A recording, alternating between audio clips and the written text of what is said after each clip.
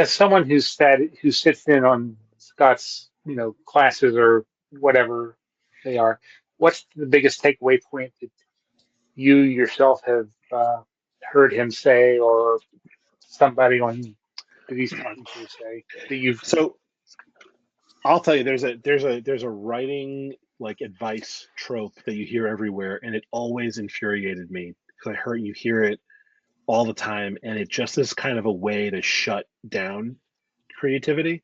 And it's the idea that write what you know. When people used to say that, it always drove me nuts because it's like if you're interested in something and you don't know shit about it, like it's nice to now I have a reason to go learn about it and do a Right. deep dive.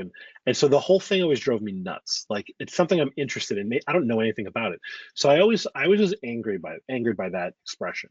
And then there was one week where Scott was talking about it and he never said write what you know, but he was talking about that concept, and he had a different spin on it. And it wasn't like write what you know. It was more like what are you afraid of? Like if you're writing a horror story, what are you afraid of?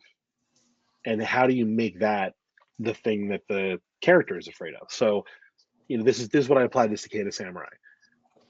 I had three kids who were all, like under 10 years old. This is during the pandemic and then for the few years after.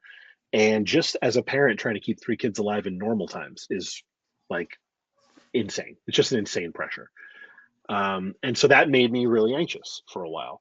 And so I had a lot of anxiety about it. And I was like, what am I afraid of? I'm afraid of something happening to one of my kids. And at the same time, I was obsessed with cicadas. So it became this whole story of taking that thing, right where I know what it's like to be a parent who's afraid that something's going to happen to their kids. I know what that's like. It's not, I don't know anything new about parenting that other people don't know. I don't know about cicadas, anything that you don't know. It's not literally right what you know. It's not like if you're a mailman, you can only write about the mail. Like that's not. It was a different interpretation of that same kind of write what you know. It was more like write what you feel, and that I've applied that to everything. It's one of the first things I ask every creator in the cloakroom, where I'm like, okay, there's a fun concept here, but I have no idea why you're writing it. Where did this come from, and why is this story the one you want to tell right now? Right. And that's how you get at the heart of like, what are you trying to say? Are you trying to be scary? Or are you trying to be funny? Are you trying to make me laugh at something you're afraid of? Like, what's the goal here, based on what you know about you and why you wrote this? And then you can kind of help bring it out. But that's the thing that I think my takeaway has been that is like not write what you know, but write what you feel. It's kind of he never said that either. I'm kind of paraphrasing, but Mhm. that's what he meant.